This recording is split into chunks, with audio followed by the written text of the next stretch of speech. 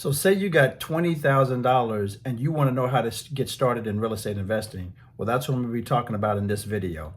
So let's get into it. The first thing I would do before you get into real estate actually and start making any moves, what you need is knowledge and information.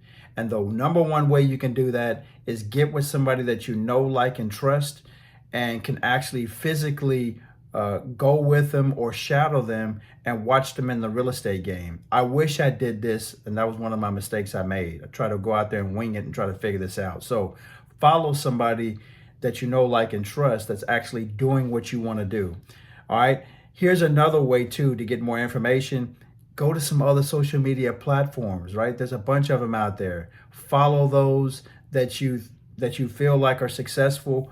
Get some game and gems from them. Now, let's actually get started into the real estate game. So the one thing you can do, and the way I got started was I partnered with people that had money and credit. This is so important and powerful because what you're doing is you're leveraging off of other people. And that's not using people, you're just using their strengths where you're weak at and vice versa. So other people may have more money than you, which they will, and they have better credit than you, which they will, but they just don't have the time to put into it. This is what you need to give in return is your time and knowledge and information. And this is exactly what I did and how I got started in the real estate game. So I was dealing with a dentist. He had the money, he had the credit, but he didn't have the time. I had the time and information.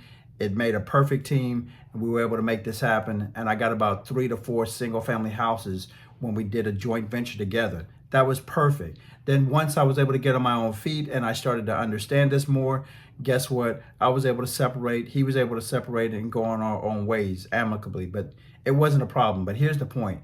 Partner with people that have good credit and money and put it together with your money. I guarantee you can make this happen. Here's another way you can do it. There's something called a hard money loan. This is one of my favorite loan products that I use to go out there and get distressed properties. It's called a hard money loan. And with this type of loan, they fund you so much because it takes care of the purchase price, rehab, and the closing costs, up to 75% of the after repaired value. So let me give you an example of how this works. Say a house is worth $100,000, a hard money lender will give you $75,000 all in. So that's pretty good. They're giving you quite a bit of money and it takes care of so much. Now, anything above that, then that means it's out of pocket because you will have to pay the difference, but it's still worth it. Now, again, this is a great loan product or loan service to be able to use. And this only works though with properties that need rehab. And this is what you want because you're going to be able to add value to these properties that need rehab. And that's a plus because you're going to get that equity capture in there. And then another way, and last but not least, is something called private lending. I like dealing with private lenders because these are people that have either cash or IRAs, and you can leverage by using their money to go out there and go get these deals.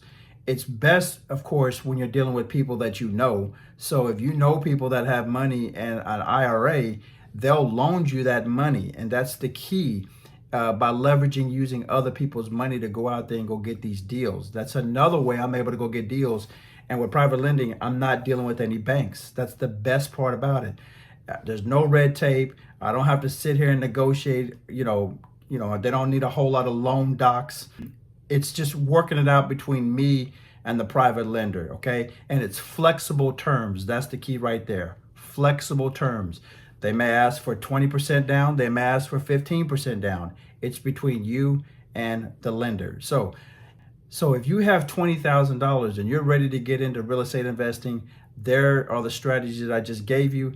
They work, but you got to put them into action. All right. Hopefully this video brought you some value. See you in the next video.